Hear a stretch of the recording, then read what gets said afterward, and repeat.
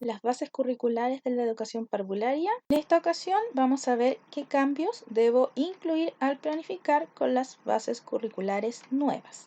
Pero antes vamos a repasar lo que habíamos visto en la clase anterior. Dijimos que las bases curriculares de la educación parvularia son el referente que define qué debería aprender los párvulos los primeros meses de vida hasta el ingreso de la educación básica. También dijimos que las bases curriculares están fundamentadas en 4 puntos. Orientaciones valóricas, donde aquí se incluye el enfoque de derechos, que es el eje del concepto niña y niña. También está la inclusión. En la labor educativa nos indica que la niña y el niño son miembros de una familia y de una sociedad. También nos habla sobre la importancia de la familia con respecto al aprendizaje de los niños. También la institución educativa y la comunidad educativa en la educación parvularia. Luego tenemos el fin y el propósito de la educación parvularia, donde aquí está integrada la pedagogía, la educadora de párvulos o el educador de párvulos, ¿cierto? Como un mediador de los aprendizajes y también incluimos los principios pedagógicos. Luego tenemos el enfoque pedagógico de la educación parvularia, donde nos explica la finalidad y el propósito de la educación parvularia. Luego nos comentamos sobre los principios pedagógicos, donde hablábamos que estos contribuyen a concebir, organizar, implementar y evaluar las prácticas pedagógicas en torno a una visión común sobre cómo y para qué los niños aprenden en estas etapas de sus vidas y por lo tanto cómo se deben promover estos procesos de aprendizaje. Los principios pedagógicos eran 8: el principio de bienestar, el principio de unidad, el principio de singularidad, el principio de actividad, el principio de juego, el principio de relación, el principio de significado y el principio de potenciación. Luego hablamos sobre los componentes estructurales de las bases curriculares de la educación parvularia. Comentamos que las bases curriculares estaban organizadas curricularmente. Teníamos 3 ámbitos que eran desarrollo personal y social, comunicación integral y comprensión del entorno. De estos teníamos los núcleos.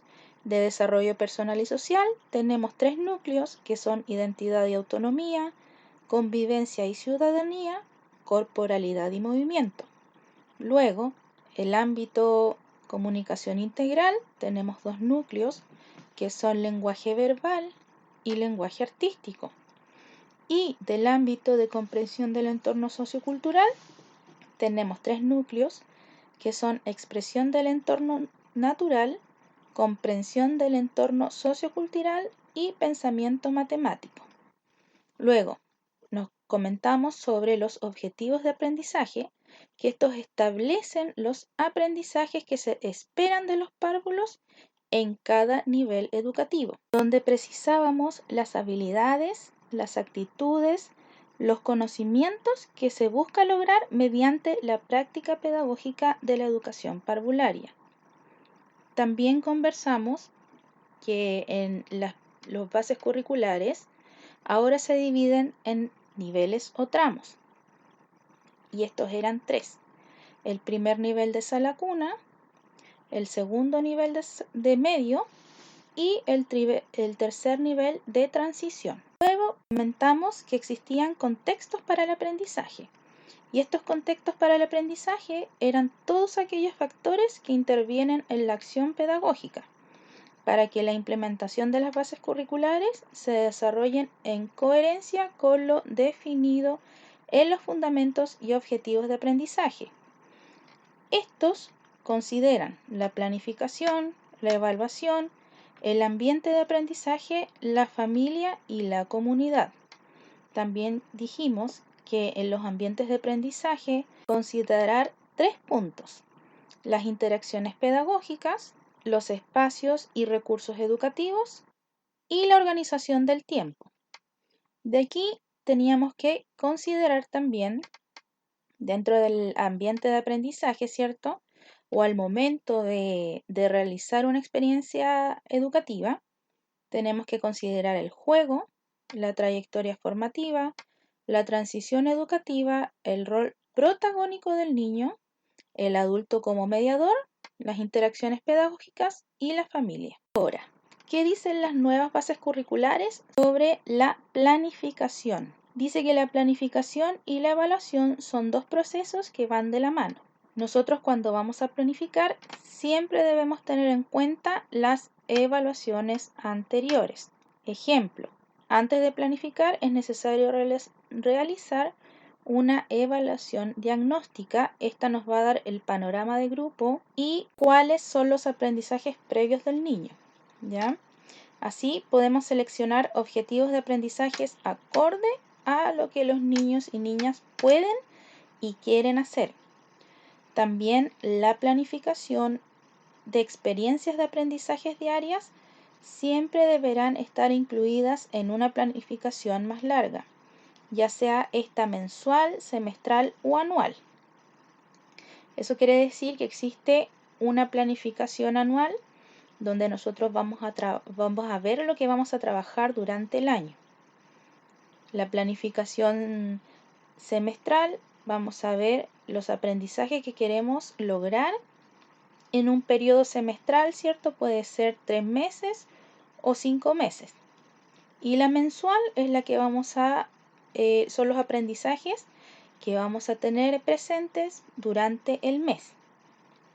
La educadora debe estimar cuánto tiempo más o menos los niños y niñas tendrán en lograr el objetivo seleccionado.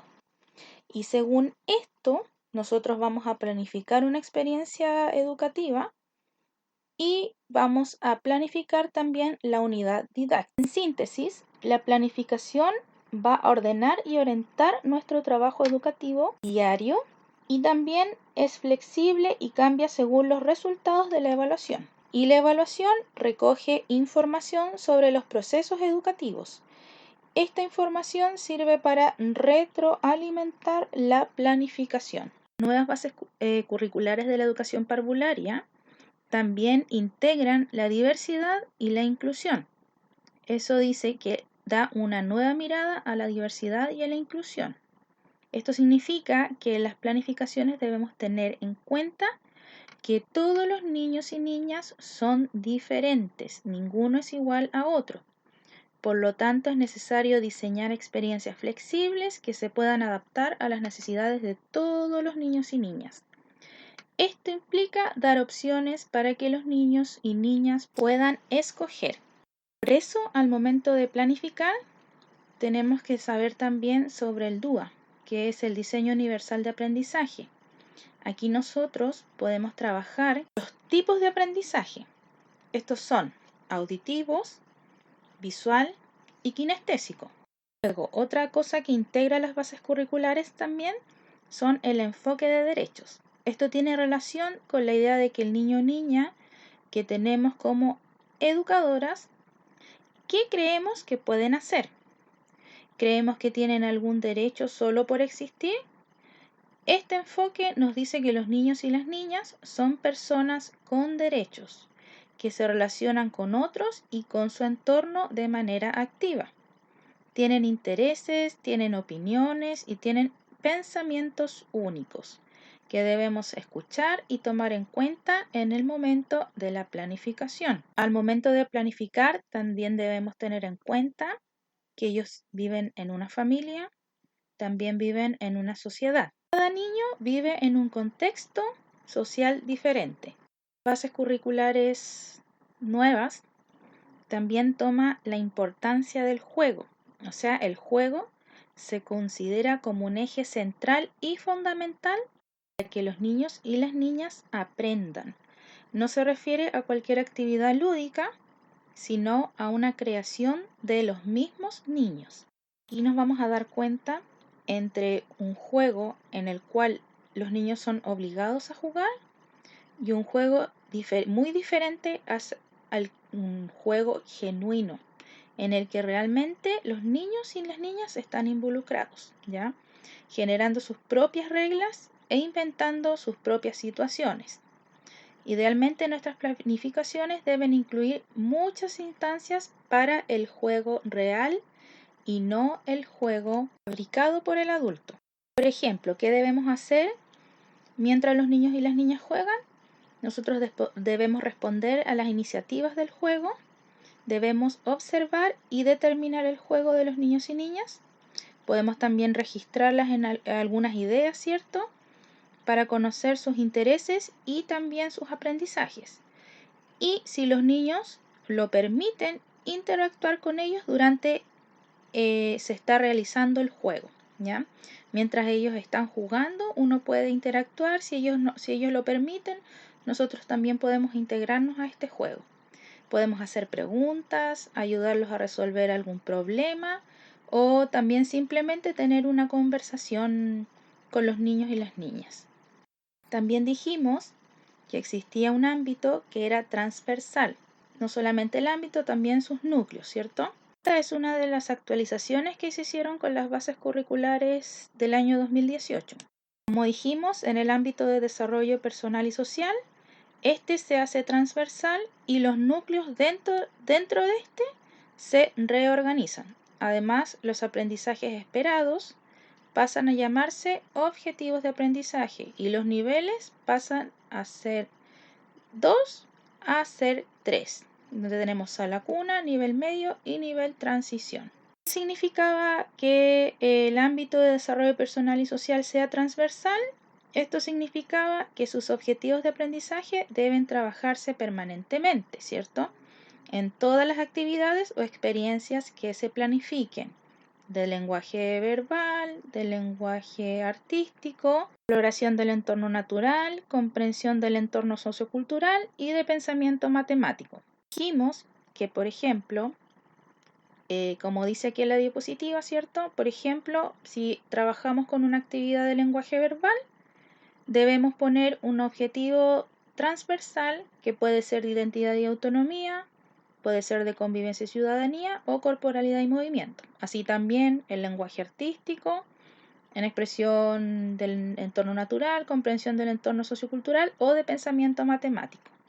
Pero tenemos que recordar que siempre que hagamos una actividad, debemos incluir un objetivo de aprendizaje transversal. Donde hicimos la actividad, ¿cierto?, de donde aprendíamos las vocales, donde primero la educadora de párvulo, ¿cierto?, mostraba las imágenes, luego los niños reconocían las imágenes y luego los niños pegaban las imágenes en la pared, ¿cierto? Y después en el desarrollo, los niños escribían las vocales y debajo dibujaban un objeto en el cual su sonido inicial era una de las vocales. Aquí buscamos un aprendizaje, ¿cierto?, un objetivo de aprendizaje adecuado a la actividad. En este caso, como la actividad principal era que los niños escribieran la vocal, ¿cierto?, buscamos en comunicación integral el lenguaje verbal, ¿cierto? Objetivo de aprendizaje número 8, que era representar gráficamente algunos trazos, letras, signos, palabras significativas y mensajes simples, legibles, utilizando diferentes recursos y soportes en situaciones auténticas. Y el que más concordaba, ¿cierto?, o le era más pertinente a este aprendizaje, fuimos a desarrollo personal y social, en el núcleo de corporalidad y movimiento, en el objetivo de aprendizaje número 6, donde dice coordinar con precisión y eficiencia sus habilidades psicomotoras finas en función de sus intereses de exploración y juego. Entonces, ahora, ¿cómo podemos evaluar los objetivos planificados? La evaluación, como se mencionó al principio de este documento, ¿cierto?, de esta diapositiva, permite recoger información sobre las experiencias pedagógicas para luego así podamos también analizarlas, las podamos discutir en forma colectiva y las podemos tomar como evidencia de los procesos de aprendizaje de los niños y las niñas a nivel individual como a nivel grupal. Para evaluar tenemos que pensar principalmente en 3 cosas. Primero, en qué es lo que vamos a evaluar. Segundo, cómo vamos a evaluar o cómo lo vamos a hacer. Y tercero, qué hacer con la información que vamos a obtener con la evaluación. En el número 1, ¿qué evaluar?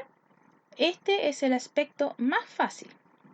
Si ya hemos seleccionado el objetivo de aprendizaje, son ellos los que tenemos que evaluar si logran o no lo logran.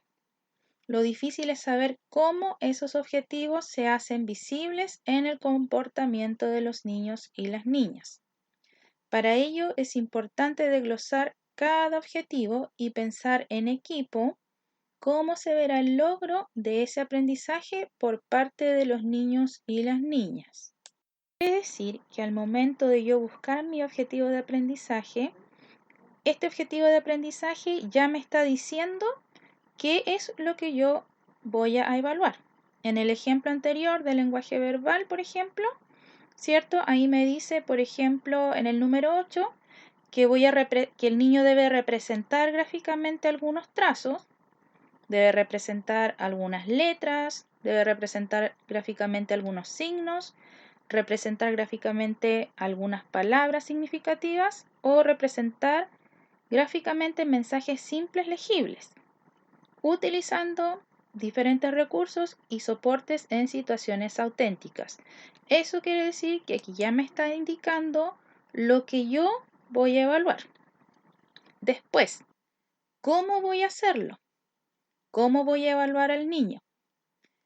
En esta parte no hay una receta específica para evaluar, ¿ya? No existe una evaluación que diga, esta es la correcta. Por un lado, depende de nuestro contexto. Eso quiere decir cómo son los niños, las edades que tienen, en qué etapa de desarrollo van, si tenemos apoyo de otros adultos en la sala o lo que nos piden desde la directiva. Bien, esto va a depender de la actividad, ¿cierto? Si la actividad es al aire libre o dentro de la sala, si están todos los niños involucrados o solo están involucrados algunos. Si es una actividad de tipo diagnóstico o de fin de semestre o también puede ser una de fin de año. Y finalmente, esto va a depender de nuestras propias ideas sobre lo que sabemos o lo que entendemos por evaluación. O sea, nuestros propios valores y nuestras propias creencias sobre la educación. De todas maneras, algunos instrumentos que pueden ser utilizados, en estos tenemos la lista de cotejo, donde ponemos los indicadores y vemos si se cumplen o no se cumplen. Después tenemos la escala de apreciación o de valoración, ¿cierto? Que es muy parecida a la escala de cotejo, pero en vez de responder con un sí o con un no, tenemos más opciones. Estas pueden ser de 1 a 5, ¿cierto? Tenemos un logrado, un medianamente logrado o un por lograr. Y también podemos poner otros niveles de logros. Después tenemos el registro de observación, y este se puede realizar durante la actividad. Aquí nosotros recogemos de manera escrita, puede ser también de manera audiovisual, ¿cierto? Lo que los niños dicen y lo que los niños hacen.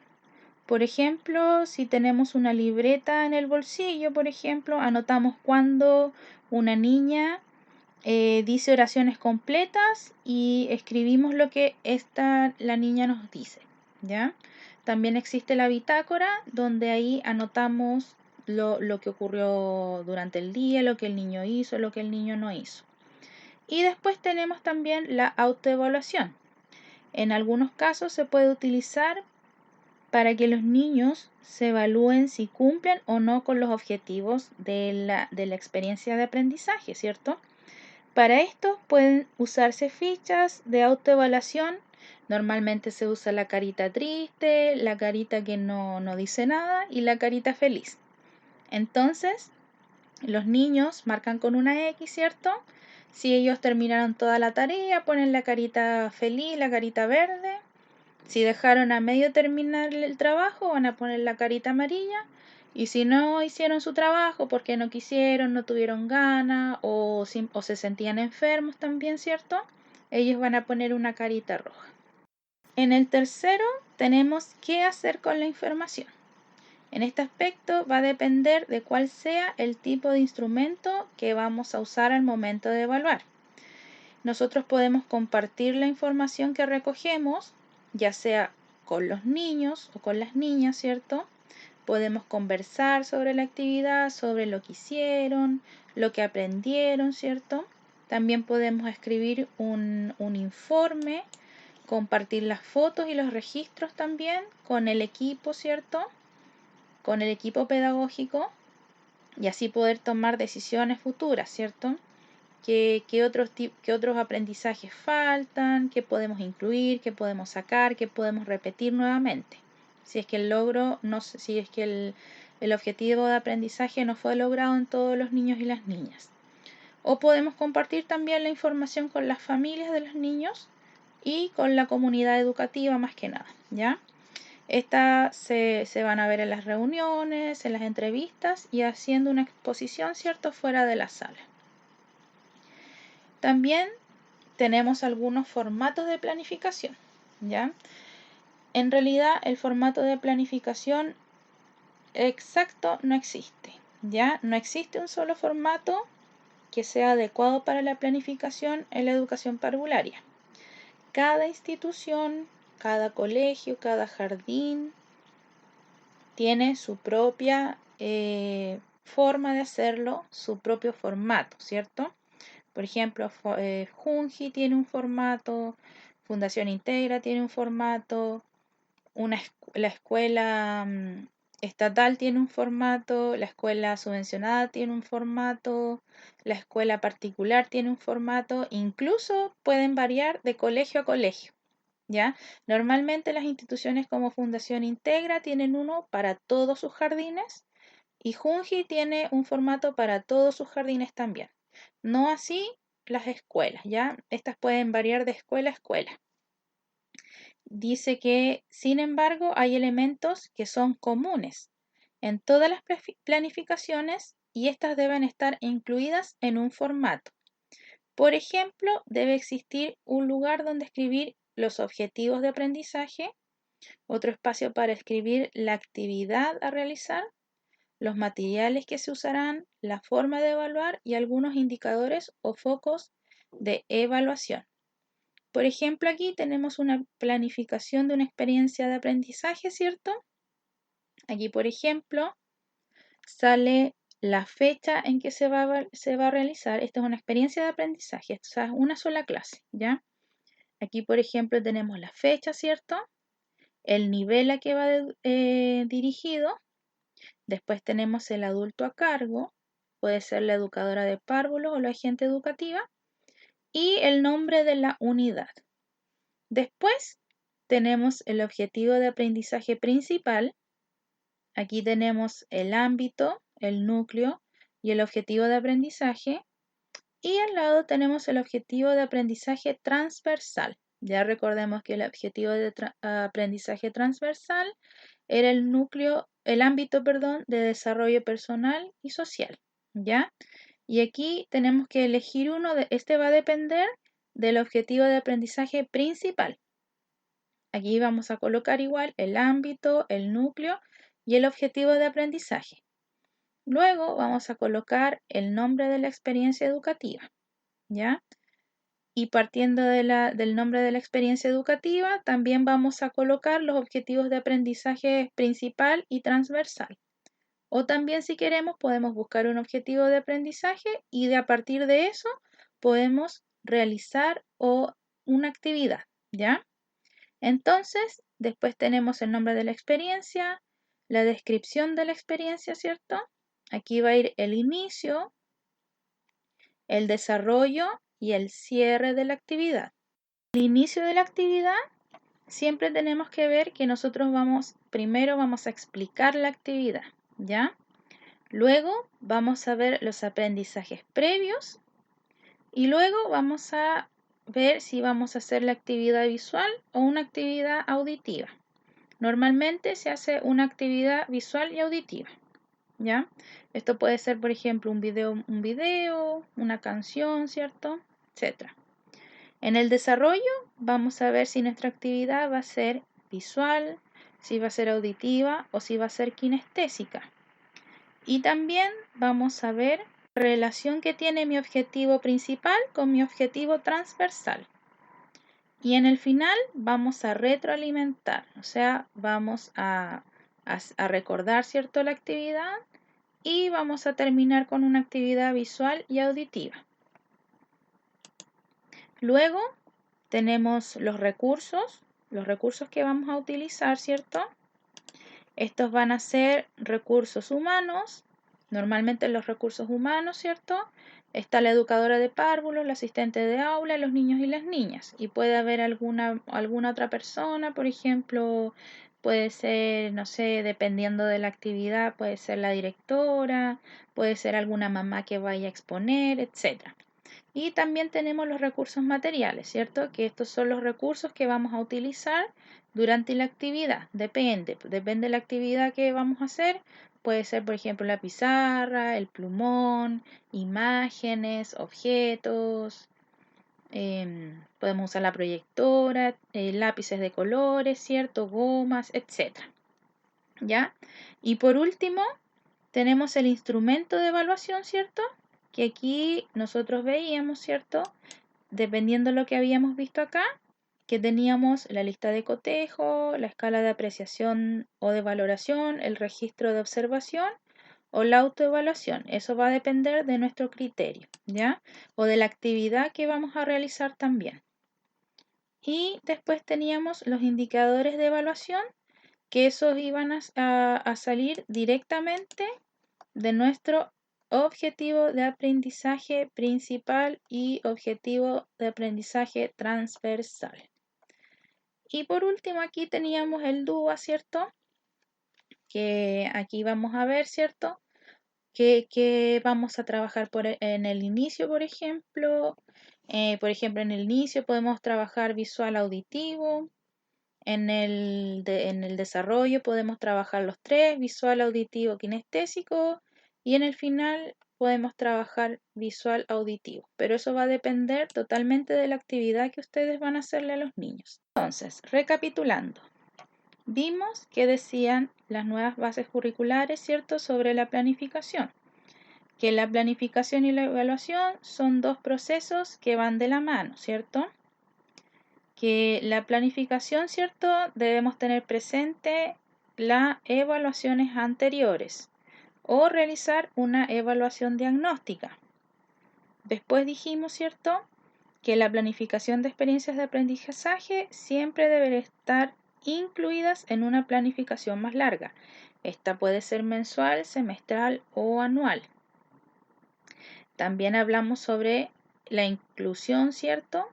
Que esto se incluyó en las nuevas bases curriculares, que la inclusión significaba que en las planificaciones debemos tener en cuenta que todos los niños y las niñas aprenden de una forma y un ritmo diferente.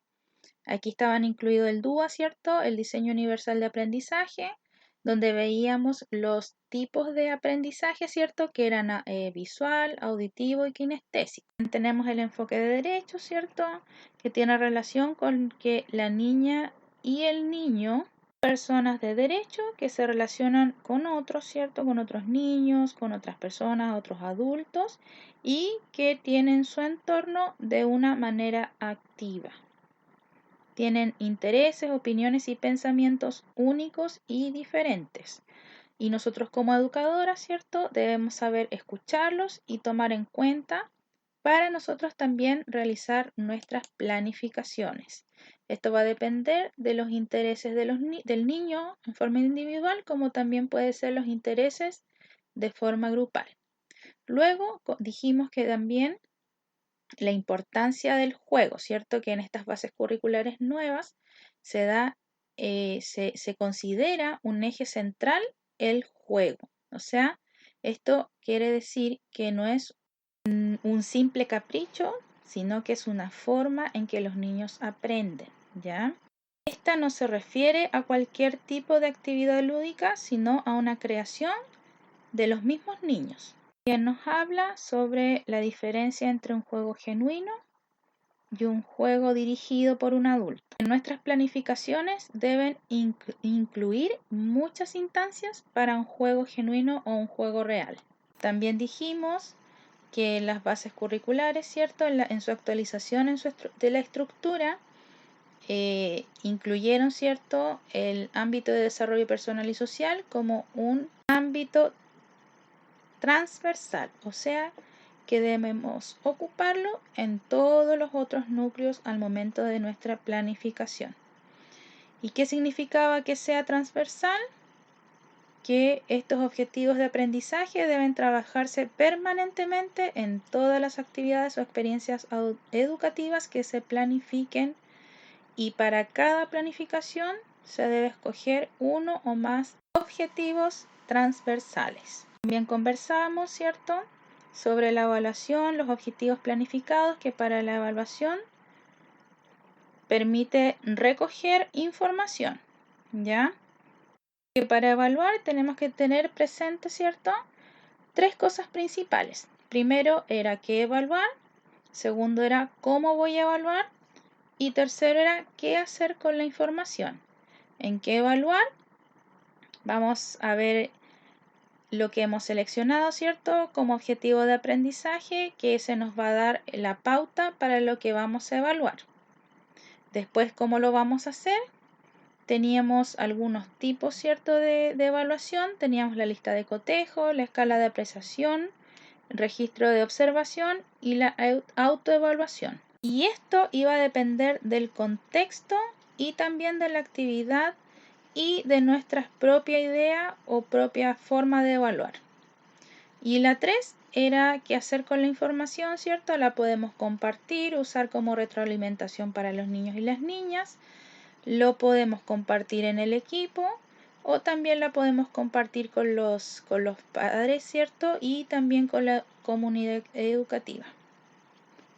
Y en los formatos de planificación dijimos que no existía un formato específico, ¿cierto?, que cada institución tenía su formato diferente y esto iba a depender de cada colegio, ¿cierto?, de cada institución, la forma en que va a evaluar. También dijimos que existían elementos comunes dentro de una planificación que debían ir incluidos, ¿cierto?, los objetivos de aprendizaje principal y el objetivo de aprendizaje transversal. Dentro de los objetivos de aprendizaje, ¿cierto?, íbamos a poner el ámbito, el núcleo y el objetivo de aprendizaje. También iba el nombre de la experiencia educativa, ¿cierto? Después en la descripción de la experiencia iba a ir un inicio, un desarrollo y un cierre. Y al momento de evaluar, ¿cierto?, vamos a poner el instrumento con el que vamos a evaluar. Este podía ser lista de cotejo, la escala de apreciación, registro de observación, autoevaluación. También existen otros tipos de evaluación y eso va a depender de cada una. Y después teníamos los indicadores de evaluación, los cuales nos iban a dar los mismos objetivos de aprendizaje. Con esto concluimos los cambios que debo incluir al planificar con las nuevas bases curriculares de la educación parvularia 2018.